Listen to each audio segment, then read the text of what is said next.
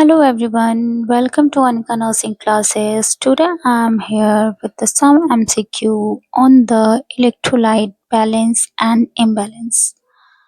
तो आज का जो पहला क्वेश्चन है वो है which body system most commonly is affected in patients with electrolyte imbalance? जब एक पर्सन में इलेक्ट्रोलाइट इम्बैलेंस होता है तो मोस्ट कॉमनली कौन सा बॉडी सिस्टम अफेक्ट होता है?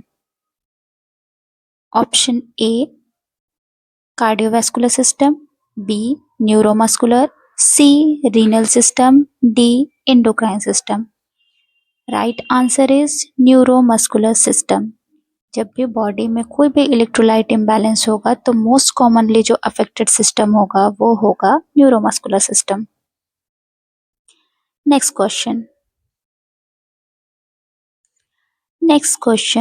What is the normal range of calcium?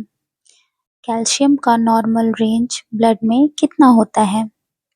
Option A 3.5 to 10.5 mg per dl, B 2.5 to 4.5 mg per dl, C 8.5 to 10.5 mg per dl, D 1.5 to 11.5 mg per dl. The right answer is 8.5 to 10.5 mg per dl. जो normal calcium level होता है वो 8.5 to 10.5 mg पर DL होता है. अगर 8.5 से कम होता है तो उसको हम बोलते हैं हाइपोकैल्शीमिया, और अगर 10.5 mg पर डीएल से ज़्यादा ये रेंज बढ़ता है तो उसको हम बोलते हैं हाइपरकैल्सीमिया. अगर हम बात करें कि मिली इक्विवेलेंट पर लीटर में इसका क्या होगा नॉर्मल रेंज, तो वो होगा 4.5 to 5.5 milli equivalent per litre. तो आपको ध्यान देना होगा कि जो क्वेश्चन पूछा है वो mg पर डीएल के हिसाब से पूछा है या मिली इक्विवेलेंट पर लीटर के हिसाब से पूछा है. Next question. Normal range of serum sodium in human body. Human body में सीरम सोडियम का नॉर्मल रेंज कितना होता है?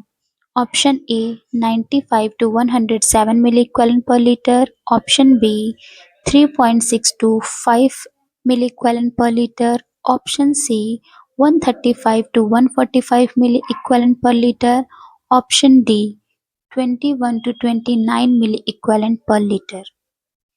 The right answer is 135 to 145 milli equivalent per litre. अगर 135 से कम हो रहा है ये रेंज तो उसको हम बोलते हैं हाइपोनेट्रीमिया, और अगर 145 से ज़्यादा हो रहा है ये रेंज तो उसको हम कंसीडर करते हैं हाइपरनेट्रीमिया में. Next question. Principal electrolyte of intracellular fluid compartment is. Principal electrolyte कौन सा है इंट्रासेलुलर फ्लूइड कंपार्टमेंट का? Option A calcium, option B sodium, option C potassium, option D magnesium. जब भी ऐसे क्वेश्चन आए तो आपको ये ध्यान रखना पड़ेगा कि वो प्रिंसिपल इलेक्ट्रोलाइट किसका पूछ रहा है, इंट्रासेलुलर का या एक्स्ट्रा सेलुलर का, क्योंकि फ्लूइड बॉडी फ्लूइड्स को दो कंपार्टमेंट में डिवाइड किया गया है, इंट्रासेलुलर और एक्स्ट्रा सेलुलर, और उन दोनों के बेसिस पे आंसर जो होता है वो डिफरेंट डिफरेंट जाता है. तो अगर इंट्रासेलुलर का बात करें तो उसमें राइट आंसर जाएगा पोटेशियम, क्योंकि पोटेशियम सबसे ज़्यादा अमाउंट में पाया जाता है सेल्स के अंदर, तो इसलिए उसको हम क्या बोलते हैं, principal electrolyte of intracellular compartment, जिसका नॉर्मल कंसंट्रेशन होता है 140 to 150 milli equivalent per litre. But ये ध्यान रखिएगा ये इंट्रासेलुलर का होता है, और अगर हम यही ECF की बात करेंगे मतलब एक्स्ट्रा सेलुलर की बात करेंगे तो इसका रेंज चेंज हो जाएगा, 3.5 टू 5.1 होगा milli equivalent per litre. Next question. Normal serum potassium level in adult in milliequivalent is. Option A 2.5 to 3.5, option B 3.5 to 5, option C 5.5 to 6.5, option D 6.5 to 7.5. इसका right answer जाएगा 3.5 to 5. क्योंकि यहाँ पे serum potassium पूछा है। अभी जो मैंने आपको इसके पहले बताया था वो मैंने 2 रेंजेस बताए थे, एक आईसीएफ के अकॉर्डिंग, एक ईसीएफ के अकॉर्डिंग। डोंट गेट कंफ्यूज, क्योंकि आईसीएफ जल्दी पूछता नहीं है। नॉर्मली जो होता है वो सीरम पोटेशियम लेवल ही पूछता है, तो उसका जो नॉर्मल रेंज होता है वो 3.5 to 5 milli equivalent per litre होता है। Next question, what is the chemical composition of intracellular fluid?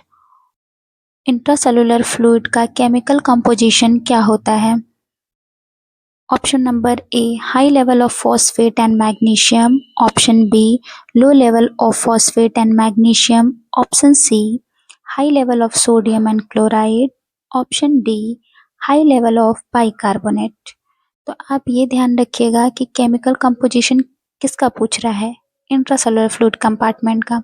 इसके पहले भी हमने क्या पढ़ा था कि इंट्रासेलुलर फ्लूइड कंपार्टमेंट का प्रिंसिपल इलेक्ट्रोलाइट कौन सा होता है, तो वो पोटेशियम होता है। बट यहाँ पे किसी भी ऑप्शन में पोटेशियम नहीं दिया गया है, तो पोटेशियम के अलावा जो केमिकल कंपोजिशन होता है वो फॉस्फेट एंड मैग्नीशियम का होता है। तो राइट आंसर जाएगा high level of phosphate and magnesium.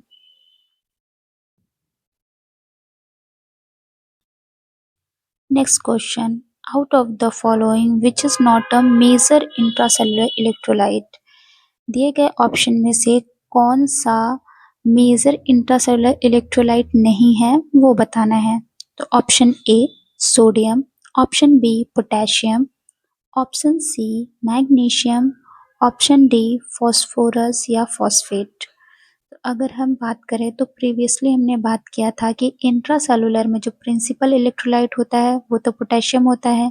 फिर उसके अलावा हमने एक एमसीक्यू सॉल्व किया था कि हाई लेवल में केमिकल कंपोजिशन में कौन सा होता है, फॉस्फेट एंड मैग्नीशियम होता है। तो अगर उस बेसिस पे भी हम सॉल्व करें तो पोटेशियम तो होता ही है, मैग्नीशियम भी होता है और फॉस्फोरस भी होता है, लेकिन सोडियम जो होता है वो मेजर इंट्रासेलुलर इलेक्ट्रोलाइट नहीं होता है। तो राइट आंसर इज सोडियम।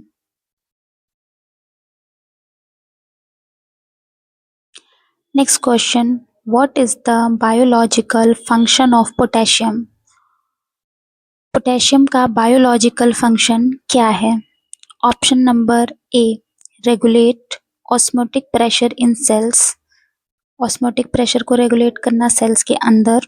को फैक्टर फॉर सेवरल एंजाइम्स, बहुत सारे एंजाइम्स के लिए को फैक्टर का वर्क करना। Option C, involve in the synthesis of haemoglobin, haemoglobin के सिंथेसिस में हेल्प करना या इन्वॉल्व रहना। Option D, involve in synthesis of thyroid hormone, thyroid hormone के सिंथेसिस में इन्वॉल्व होना।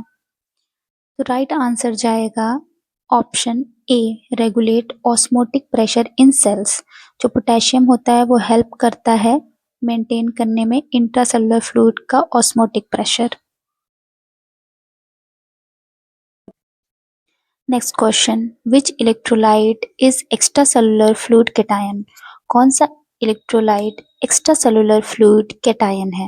Option A sodium, option B potassium, option C chloride, option B bicarbonate. इसके पहले जब हमने बात किया था तो हमने इंट्रासेलुलर की बात की थी जिसका आंसर पोटेशियम था, और इस क्वेश्चन में हम किसकी बात कर रहे हैं? एक्स्ट्रासेलुलर फ्लूइड कैटायन की बात कर रहे हैं। तो राइट आंसर जाएगा सोडियम, क्योंकि जो एक्स्ट्रा सेलुलर फ्लूइड कंपार्टमेंट होता है उसमें सबसे ज़्यादा अमाउंट में जो पाया जाता है वो होता है सोडियम। लगभग 90% ऑफ एक्स्ट्रा सेलुलर कैटायन है ये। Okay, next question, osmotic pressure and acid base balance of body fluids are maintained by. Body fluids का ऑस्मोटिक प्रेशर और एसिड बेस बैलेंस किसके द्वारा मेंटेन किया जाता है? Option number A fluorine, option B sodium, option C magnesium, option D zinc. तो right answer जाएगा sodium. अगर हम बात करें एक्स्ट्रा सेलुलर इंट्रा सेलुलर की, जैसे कि हमने प्रीवियसली भी बात किया था, तो जो एक्स्ट्रा सेलुलर कैटायन है मेजरली वो सोडियम है और इंट्रा सेलुलर पोटेशियम है। तो ये दोनों मिलके ऑस्मोटिक प्रेशर और एसिड बेस बैलेंस को मेंटेन करते हैं। बट क्योंकि यहाँ पे कहीं भी पोटेशियम आंसर में नहीं दिया है तो इसलिए राइट आंसर जाएगा sodium. Retention of abnormal amount of fluid in the body is due to retention of. Body में abnormal fluid का रिटेंशन किसकी रिटेंशन की वजह से होता है? तो option A sodium, option B chloride, option C potassium, option D calcium. तो राइट आंसर जाएगा सोडियम। जो सोडियम होता है उसमें अगर वो एक्स्ट्रा अगर नॉर्मली हो है बॉडी में तो वो फ्लूइड को नॉर्मल अमाउंट में रिटेन करेगा, जिसकी वजह से फ्लूइड का ईसीएफ बैलेंस बना रहेगा, एक्स्ट्रा सेलुलर फ्लूइड का बैलेंस बना रहेगा।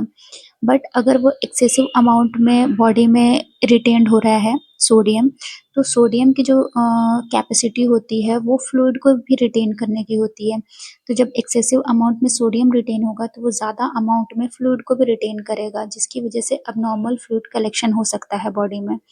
तो राइट आंसर जाएगा सोडियम।